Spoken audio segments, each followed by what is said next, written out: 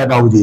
सबसे पहले बताइए कि आप कब इस संघर्ष से जुड़े और 85 से लेकर 92 तक का जो सफर रहा वो कैसे कैसे आगे बढ़ा, कब जेल गए, कब लाठियां खाई? 87 में मेरे को बजरंग दल का संयोजक बनाया गया और मेरे साथी अनिल रस्तोगी जी को शहर का संयोजक बनाया गया।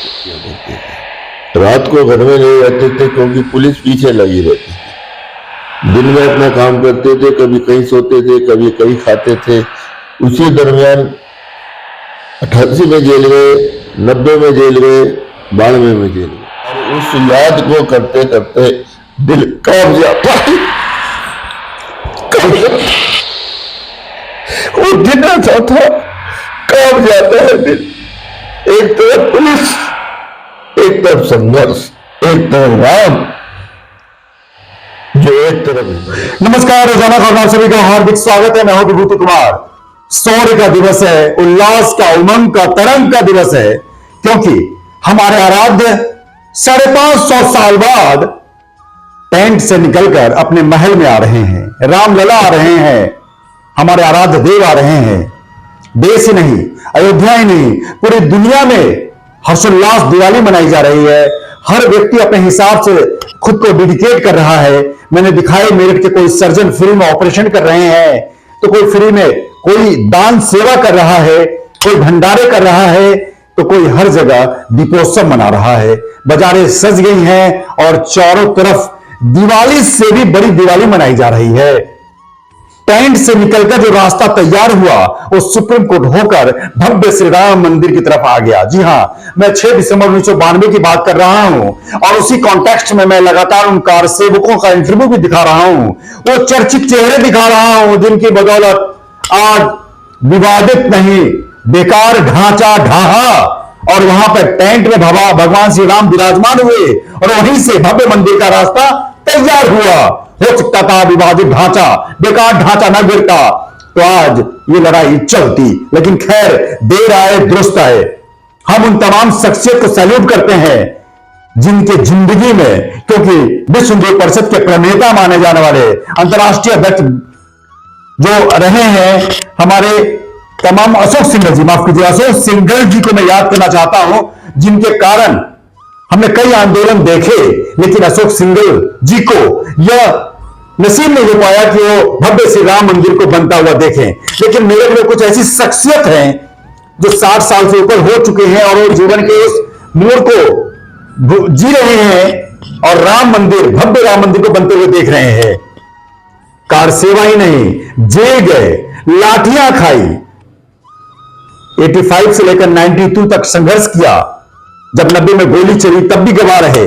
ऐसे शख्सियत को रोजाना खबर ढूंढ रहा है, आपसे रूबरू करा रहा है और उनको लगातार सैल्यूट भी कर रहा है कि वाह, आप 6 दिसंबर का ना होते तो आज हम भव्य श्री राम मंदिर ना देख पाते। शायद हमारे साथ एक शख्सियत मौजूद है जो कैंट नहीं, सदर बाजार नहीं, पूरे मेरठ के वो चर्चित चेहरे हैं, जिनका नाम है दिनेश गोयल। 85 से लेकर 92 तक लगातार डंडे खाए, गोलियां झेली उन्होंने, देखी, जेल गए। तमाम प्रताड़ना झेलने के बाद घर में नहीं रहते थे, अपने दोस्तों के यहां सोते थे, कहीं किसी के यहां, कभी किसी के यहां। लेकिन बड़ा सवाल क्या है कि पत्नी और बच्चों को भी दरकिनार कर राम धुन में तल्लीन रहने वाले दिनेश गोयल को आज हम सीधे रूबरू करवा रहे हैं और इन्हीं के मुंह से सुनेंगे कि आखिर उस संघर्ष की कहानी कैसी रही। नमस्कार बाबू जी, कैसे? नमस्कार जी, नमस्कार।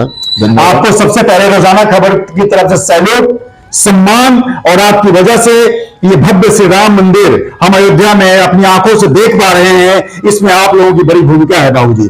सबसे पहले बताइए कि आप कब इस संघर्ष से जुड़े और 85 से लेकर 92 तक का जो सफर रहा वो कैसे कैसे आगे बढ़ा, कब जेल गए, कब लाठियां खाई और 6 दिसंबर 1992 को आपने अयोध्या में क्या देखा? मैं इस राम जन्मभूमि आंदोलन में 87 से जुड़ा। 87 में मेरे को बजरंग दल का संयोजक बनाया गया और मेरे साथी अनिल रस्तोगी जी को शहर का संयोजक बनाया गया। उसी के दरमियान हमारे सदर बाजार में हमारे एक साथी आरएसएस से जुड़े हुए प्रदीप तिवारी जी, वो हमारे मार्गदर्शन रहे। उन्हीं की आज्ञा से हम इधर उधर जो भी काम करते थे, शिला पूजन का काम करते थे या घरों घरों जाकर मंदिर का प्रचार किया करते थे। रात को घर में नहीं रहते थे क्योंकि पुलिस पीछे लगी रहती थी। दिन में अपना काम करते थे, कभी कहीं सोते थे, कभी कहीं खाते थे। उसी दरमियान 88 में जेल गए, 90 में जेल गए, 92 में जेल गए। संघर्षपूर्ण रहा ये जितना भी 5 साल का समय, लेकिन याद आता है अब कि वो, और उस याद को करते करते दिल कांप जाता है। वो दिन ऐसा था, कांप जाता है दिल। एक तरफ पुलिस, एक तरफ संघर्ष, एक तरफ राम, जो एक तरफ हिंदुत्व। लेकिन हमारे साथियों ने हमें बहुत सहयोग दिया। बिल्कुल भावुक हो रहे हैं वाकई। मतलब आंखों में आंसू इसलिए है कि पत्नी और बच्चों तक को नहीं देखा। इनकी जवानी रही होगी आज से 30 साल पहले, 35 साल पहले, और उस दौर में 87 की बात है, जब 35 साल पहले, अगर ये अभी 60 के भी होंगे, 65 के भी, तब भी 30-32 साल की उम्र में इन्होंने कितना संघर्ष किया अपने परिवार और बच्चों को दरकिनार करके। बताइए, हमारे लिए और आपके लिए, आराध्य देव के लिए, और इस भव्य से राम मंदिर के लिए इन्होंने लाठियां खाई, जम के लाठियां खाई, जेल गए, प्रताड़ना झेली। आपको यूं ही नहीं भव्य से राम मंदिर मिल गया। दोस्तों, अब तो जगो हिंदुओं, अब तो जगो। और ऐसे दिनेश गोयल के संघर्ष की कहानी हम आपको इसलिए दिखा रहे हैं कि आप समझो कि आसानी से, सावधानी से और इस तरीके से आसान चीजों को लेकर हमें राम मंदिर नहीं मिला है, हमें बहुत कष्ट झेलना पड़ा। तो कैसा मतलब वो पल था, कुछ पल संस्मरण बताइए कि पुलिस ने कब लाठीचार्ज किया, कब आपको जेल भेजा, 2-3 किस्से ऐसे बताइए। एक दफा 88 में हम लोगों को जेल भेजा, जिसमें हम करीब 6 दिन जेल में रहे। जब वहां से छूटे तो 90 में हम लोगों को फिर जेल भेजा गया, क्योंकि हमारे और हमारे साथी प्रदीप तिवारी जी के टारगेट थे पूरे मेरठ के अंदर, इन दोनों को ही गिरफ्तार करो जब ये मूवमेंट बंद होगा। क्योंकि हमने मूवमेंट को इस तरीके से चलाया था, बहुत बढ़िया, बहुत लड़ाई, और ऐसा नहीं कि हिंदुत्व के लिए, हर समाज के लोगों को हमने उसमें इकट्ठा किया था। और जब पुलिस प्रशासन जो हमारे पीछे लगा हुआ था, तो जब उस टाइम एसएसपी थे ब्रजलाल जी, सीओ सरदार खान हुआ करते थे, और इंस्पेक्टर सेवक राम यादव हुआ करते थे। तो अभी भी पूरे इंस्पेक्टर तक के नाम याद हैं। पूरी फोर्स हमारे पीछे लगी रहती थी। हम एक घर से दूसरे घर में रहते थे, दूसरे घर से तीसरे घर में खाते थे, तीसरे घर से चौथे घर में। बहुत संघर्ष, ये हमारा संघर्ष रहा है। लेकिन वो संघर्ष आज पूरा हो गया, पूरा होने जा रहा है 22 तारीख को। कैसा लग रहा है कि आप देख पाए? मतलब संघर्ष तो 10-5 साल और आगे चलता तो हो सकता था कि भगवान आप नहीं देख पाते, लेकिन कैसा लगा कि आपके आंखों के सामने जिस चीज के लिए आपने लाठियां खाई, जिस चीज के लिए आप गोली को नजदीक से देखे, 90 में भी आपने गोली चलते हुए अयोध्या में देखा, सब कुछ देखने के बाद जेल गए, 3-4 बार जेल गए, कई बार प्रताड़ना झेली आपने, तो क्या लगा कि अब आप भव्य श्री राम मंदिर जो वहां बनता हुआ देख रहे होंगे, तो कैसा अभी आपको रात में नींद आती, कैसी खुशी महसूस करते हैं? मैंने आपको बताया ना कि उस दिन को याद करते हुए, उस जमाने को याद करते हुए, उस समय को याद करते हुए दिल कांपता है कि हमने इतना संघर्ष करने के बावजूद आज इस भव्य मंदिर को हम 22 तारीख को देख रहे हैं। ये हमारी बड़ी खुशी की बात है, हिंदू समाज के लिए खुशी की बात है। और इसी के खुशी के लिए हम एक भव्य राम बारात का आयोजन सदर क्षेत्र में कर रहे हैं, जो विभिन्न मोहल्लों में निकाली जाएगी। 22 तारीख को निकाली जाएगी। 22 तारीख को 11 बजे शुरुआत होगी। उसमें बहुत संख्या में लोग। कैसे रूट क्या रहेगा?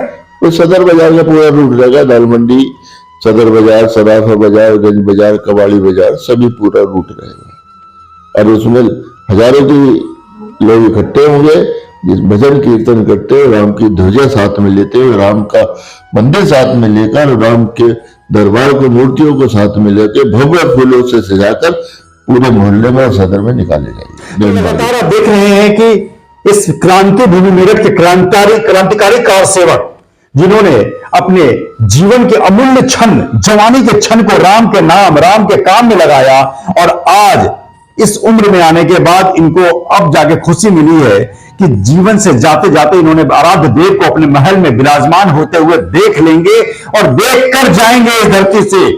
लेकिन सबसे बड़ी बात क्या है कि शरीर अगर राम के काम आया तो हो सकता है इनको रात में नींद भी आती हो। जब बच्चे छोटे रहे होंगे, आज से 35 साल पहले जब इनके बच्चे छोटे रहे होंगे, तो बच्चों को, पत्नी को छोड़कर कभी रात को किसी और के यहां सोना, किसी और के यहां सोना, कहीं और खाना, उस जिंदगी को सोच के देखिए। कोई भी काम अगर आपको सुखद लगता है, उसके पीछे की संघर्ष की कहानी बड़ी लंबी होती है। आज कई लोग, हजारों लोग अपनी जान न्यौछावर कर चुके हैं 550 साल में। कई जिंदगियां समाप्त हो गई हैं आराध्य भगवान को अपने महल में विराजमान करने के लिए। एक बस चलते चलते आपसे पूछूंगा, अयोध्या में 6 दिसंबर को आपने क्या देखा? 1992 को आपको क्या जिम्मेदारी दी गई थी? हम लोगों को वहां पर एक जिम्मेदारी दी गई थी। हम 3 तारीख को यहाँ से चले गए थे और 3 तारीख को जब पंकज जी हुआ करते थे, जो अशोक सिंघल जी के बिल्कुल खास साथ में रहते थे, और कृपा शंकर जी हुआ करते थे, आरएसएस से संबंधित, आजकल नागपुर में शायद उनकी ड्यूटी लगी हुई है। हम लोगों की जिम्मेदारी, जो हम लोग 17-18 लोग यहाँ से गए थे, भोजन की व्यवस्था करने की जिम्मेदारी हम लोगों को दी गई थी। हम वहां पर करीब 10,000-8,000 लोगों की भोजन को पकाना और उनको खिलाने की व्यवस्था हमारे पास थी। बहुत बड़ी बात, बहुत बड़ी बात। क्रांति भूमि मेरठ में ऐसे लाल को जन्म हुआ जिनका नाम है दिनेश गोयल, जो लगातार संघर्षों को समेटते हुए, लाठी डंडे खाते हुए, जेल जाते हुए भी कार सेवकों को भूखा नहीं रखा, खाना खिलवाने में अहम भूमिका निभाई और बड़ी महती जिम्मेदारी निभाई। क्या कहना चाहेंगे मेरठ वासियों को कि 22 तारीख को किस प्रकार से डेडिकेट करें कि सारी दिवाली फेल हो जाए? मैं सभी धर्म प्रेमियों को, सनातन धर्म प्रेमियों को मेरा ये आह्वान है कि वो 22 तारीख को अपने परिवार में, अपने प्रतिष्ठान में, अपने परिवार के साथ एक दीपावली से भी शुभ दीपावली मनाए, क्योंकि राम विराजमान हो रहे हैं। देखो, राम विराजमान हो रहे हैं अपने इसी मंदिर में, भव्य मंदिर में। और जिस तरीके से लगातार संघर्षों की कहानी हम आपको सुना रहे हैं, कोई भी सफलता संघर्ष के रास्ते से ही होकर गुजरती है। हजारों लोगों ने जिंदगियां समाप्त की, हजारों लोग संघर्ष किए। अशोक सिंघल जैसा नाम, जो अब बेशक इस दुनिया में नहीं रहे हैं, लेकिन उनको भुलाया नहीं जा सकता, उनके संघर्ष को भुलाया नहीं जा सकता, विनय कटियार के संघर्ष को भुलाया नहीं जा सकता, उमा भारती के संघर्ष को भुलाया नहीं जा सकता, साध्वी रितंबरा के संघर्ष को भुलाया नहीं जा सकता। ऐसे ही संघर्षशील व्यक्तियों ने हमें इस दहलीज पर लाके खड़ा किया। उन लोगों ने दिनेश गोयल जैसे लोगों को भी अंदर जज्बा भरा, जोश भरा।